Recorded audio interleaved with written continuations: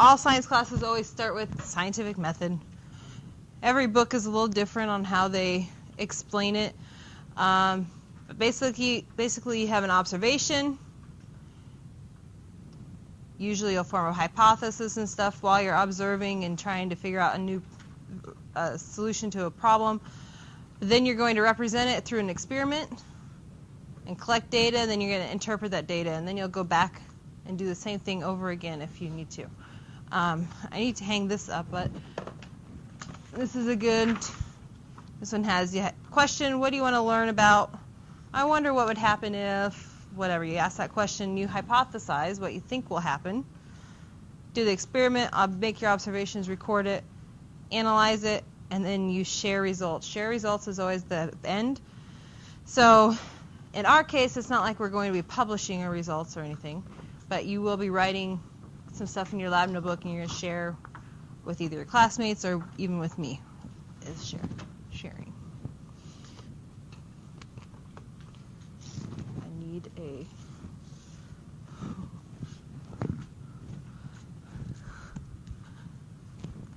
So the hypothesis is a tentative explanation for a set of observation, an educated guess.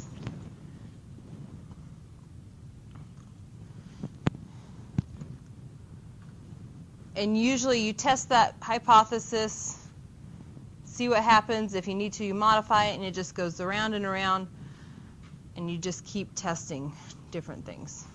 Because maybe your experiment shows something different than what you thought, so you revamp your hypothesis, and then you test it again. Okay, a law can come out of that experimentation, and it's a concise statement of a relationship between phenomenon that's always the same under the same conditions. So in this case, well, here's an example. Force equals mass times acceleration, always. A lot of times a law is a mathematical expression. It'll have an equation that goes along with it. Then a theory is a unifying principle that explains a body of facts or those laws that are based on them. So I think our example for a theory was the theory of relativity, right?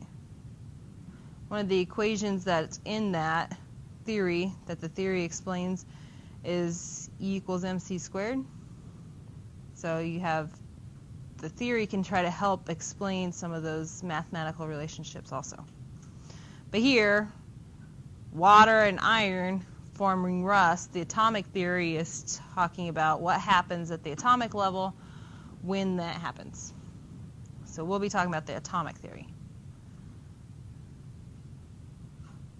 There you go.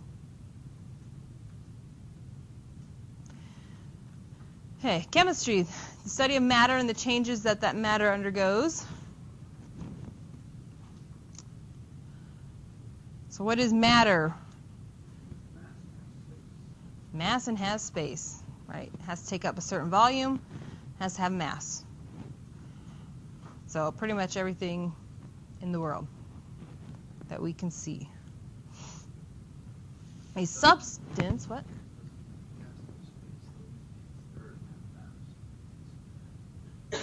Yeah, but gas would be matter also. Mm-hmm.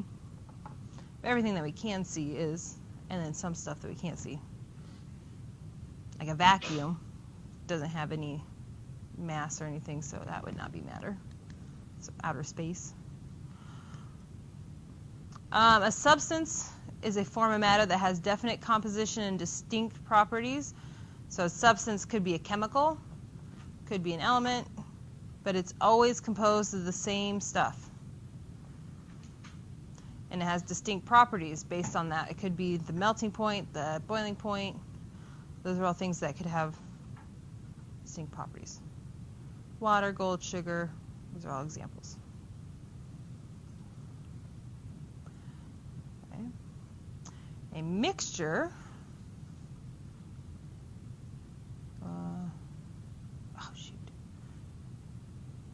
Mixture is a combination of two or more substances in which the substances retain their distinct identities. So you would be able to separate them by physical means. Now, substances can be Pure substances are not able to be separated by physical means. You'd have to use chemical means like electrolysis or send them through a reaction or something like that to separate them. Whereas mixtures, you should be able to separate them somehow with the physical means. Homogeneous mixtures, the composition of the mixture is the same throughout. It's like a soft drink because there's little bubbles right inside the soft drink, or there's lots of different chemicals. There's lots of sugar, everything dissolved in the liquid.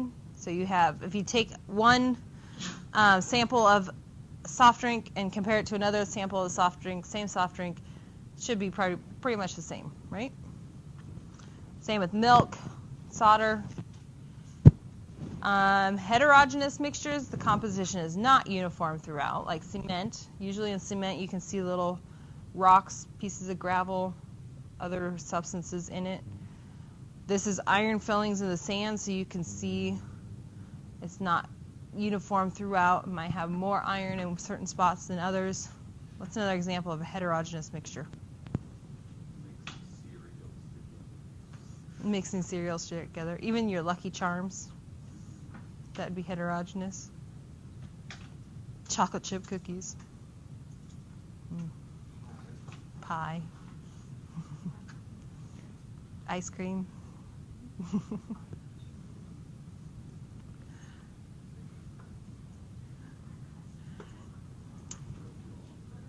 Okay, so physical means can be used to separate a mixture into its pure components. So some examples of physical means: distillation, magnet takes out the iron fillings, maybe a filter. If you have like muddy water and there's some big sediments in there, you could use filter paper, filter it out. Those are physical means. So salt water. Salt water is homogeneous or heterogeneous? Homogeneous, but you can still separate it, correct? Yes. An element is a substance that cannot be separated into simpler substances by chemical means. So a compound can be separated by chemical means. An element cannot. An element is the simplest form of a substance. So there's 114 elements that have been identified. 82 of those occur naturally on Earth. The examples of those: gold, aluminum, lead, oxygen, carbon. These are all naturally occurring. 32 have been created by scientists. And it looks like it's technetium, americium, and seaborgium are some examples of those. I think, can I look at your book real quick? Yeah, the man-made ones are the ones that have parentheses around the masses when you look at the mass, atomic mass on them. Is that because we can change the atomic mass? No, it's because they've only made pretty much one isotope of them. Because do you guys know how they make new elements? How do you make an element? Have you heard of the Fermilab and the particle accelerators? Yes, they take two different elements and they have this humongous, like it's a 3-mile wide radius circle tube that they can accelerate particles through with magnets, and they get them going so fast that they smash together and hope that they stick. Most of the time, the man-made ones are pretty unstable, so they won't stay around for a while. They'll break apart again, but they can get them to stick together and create these heavy particles. A lot of times, whoever has discovered them, or maybe a famous scientist from the past, or yeah, like americium probably was discovered in America, maybe. I'm guessing. There's one. I know there's a particle accelerator in Chicago, and there's one in Switzerland. Isn't Switzerland the one that they thought was going to explode and destroy the Earth? Isn't there like a supercomputer like under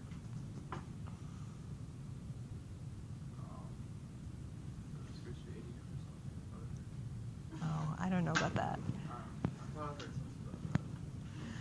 Here's just some common elements and their symbols. You can find that all in the periodic table.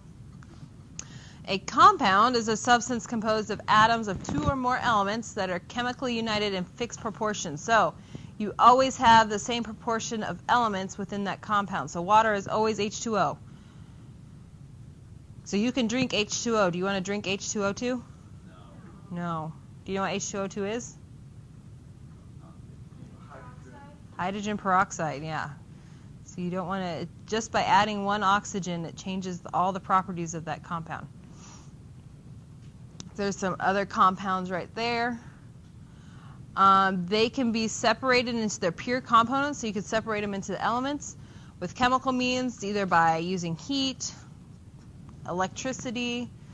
You have to use some sort of energy in order to separate them because you have to break those chemical bonds. But it's doable.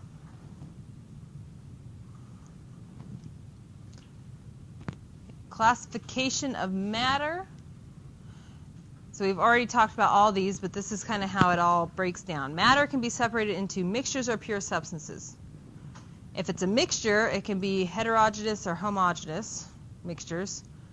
If it's pure substances, then it can be, it's either a compound or an element. Now it says the mixtures, if you separate a mixture, you would get its pure substances, and then the compounds can be separated by chemical methods into its elements. But that's how it's broken down. Yeah, everyone knows the three states in matter, right? Solid, liquid, gas. What's the fourth state? Plasma. We won't study plasma. We're going to just look at solid, liquid, and gas. And the last thing today we're going to talk about is some properties. So we have physical and chemical properties. A physical property is something that you can see and describe. Chemical properties is its ability to react or ability to change. A physical change does not alter the composition or identity of a substance. If you have ice, ice is H2O, right? When it melts, is it still H2O? Yes, so it does not change composition. So it is a physical change. Sugar dissolving in water. Sugar is still in the water. There's still sugar in the water. It's just floating, right? It's been dissolved. Same with salt water. Okay, so it's dissolving. Anything that's dissolving is a physical change. Chemical change alters the composition or identity of a substance involved. So if you burn something, here hydrogen is burning in air to form water. So hydrogen and oxygen are combining to form water. So we no longer just have hydrogen molecules or oxygen molecules. They've been changed into H2O.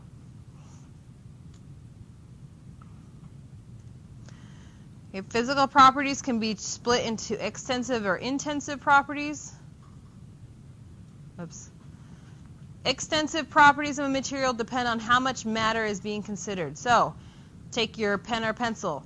What kind of properties would change if you have one pen or pencil compared to 10 pen or pencils? The weight, mass. If you put them lined them up, the length would change. Volume changes. Okay, those are all different things that can change.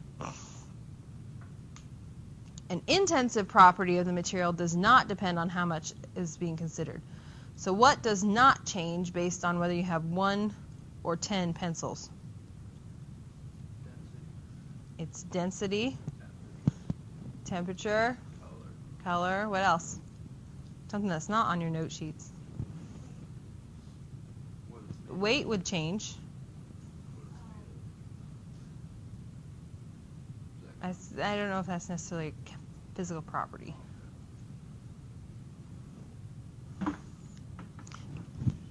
Let's think of water. Whether you have 1 milliliter of water or 10 milliliters of water. What does not change about the water? Okay, it's taste. That's a physical property.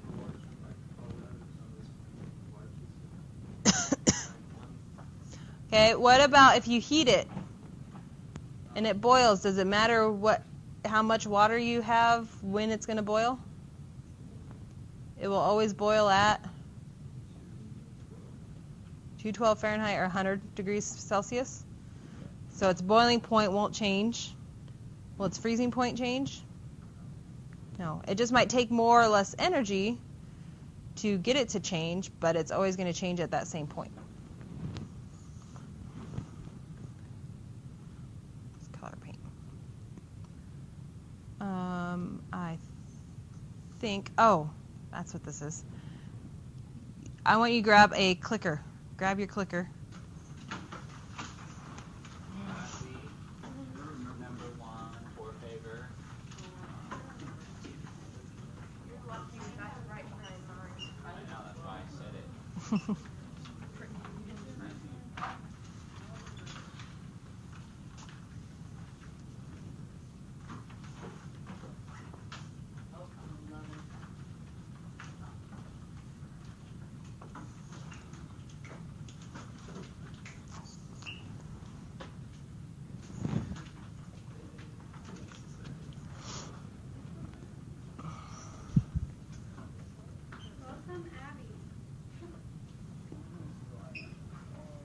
Oh, I don't think I changed the class. We're still in third period. Or first period, actually.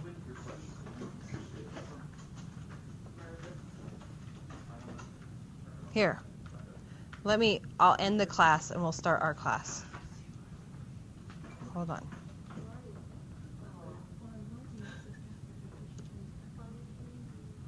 Okay. I switched classes now. So, turn it back on. See what... Does it say the right name now?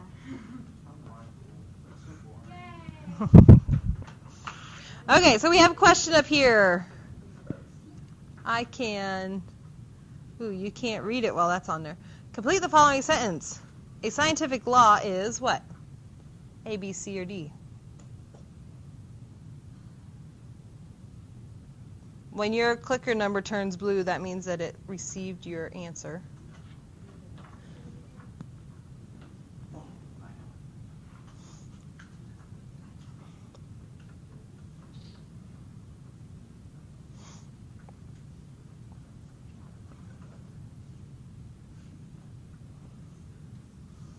And the answer is B. So it's a statement describing a relationship between phenomena that's always the same under the same conditions. Next. Choose a response that includes all the items listed below that are pure substances. Pure substance. Does the orange juice have full? Is it full orange juice or full fruit? That shouldn't matter. Oh.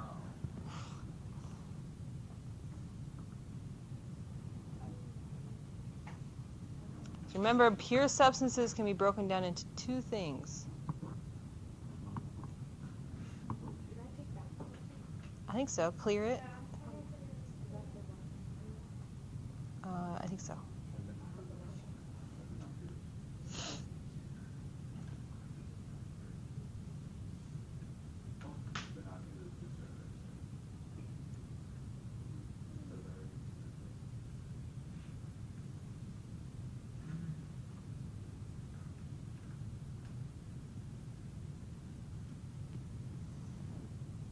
So what do pure substances get broken into? Elements and compounds. So what are the two elements and compounds up there? Yep, oxygen and steam. So it is B. B. Which of these is an example of a physical property?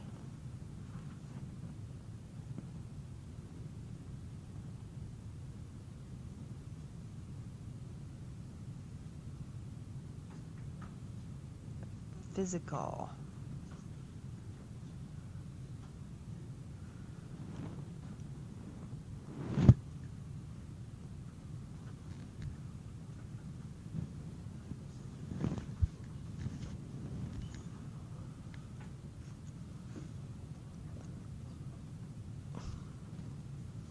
And it is E. Remember, change of state is a physical change. All the other ones are doing corrosive. It's going to break, sulfuric acid's breaking stuff down and reacting with it. Toxicity, it's also reacting with something to cause the toxicity. Flammable, neutralization, they're all reactions. E is the physical.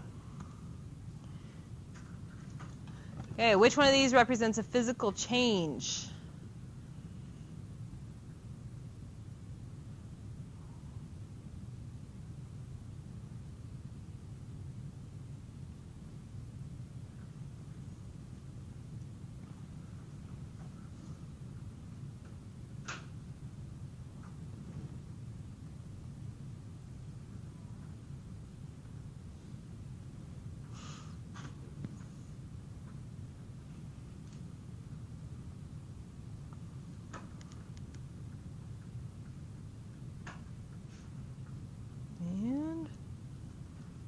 Yes, E, again, change of state. Change of state, physical change. I can't see the top. All these statements describe properties of tin. Which one is a chemical property?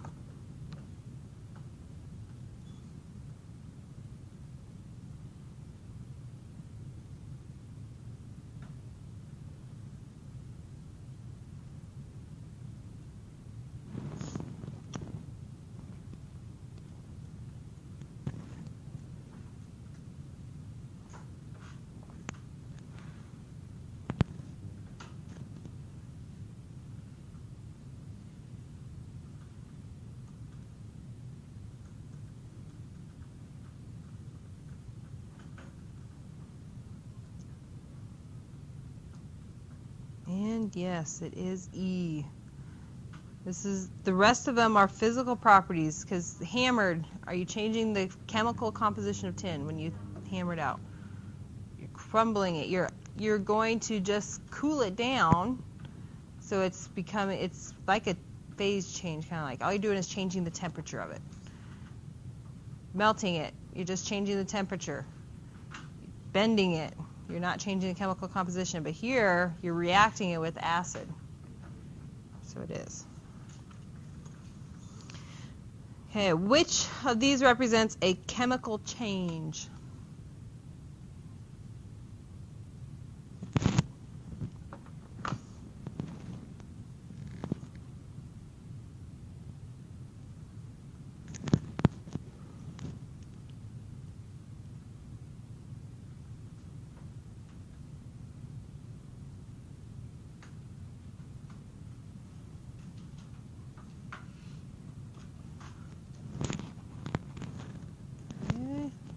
Yes, B.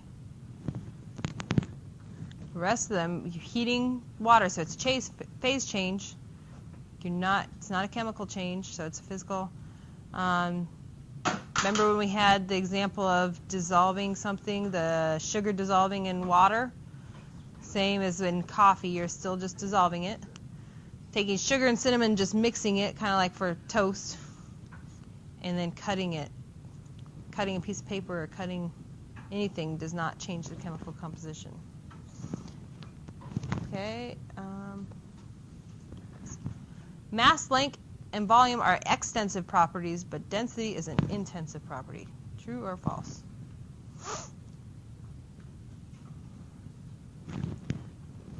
Mass, length, and volume are extensive, but density is intensive.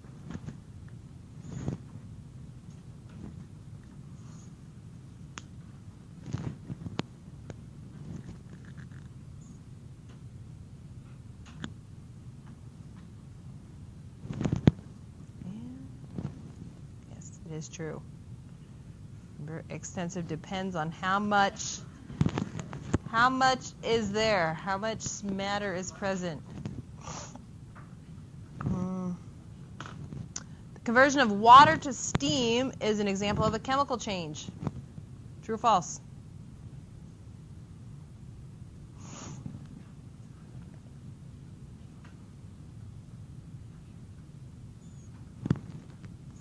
Yes. False.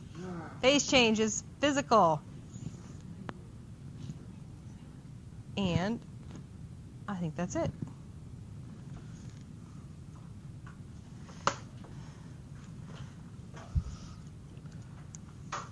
So I do have 5 problems for you to do. Yeah, you can shut them off for tomorrow. And it's on page 23, 3, 4, 8, and 10, and 12.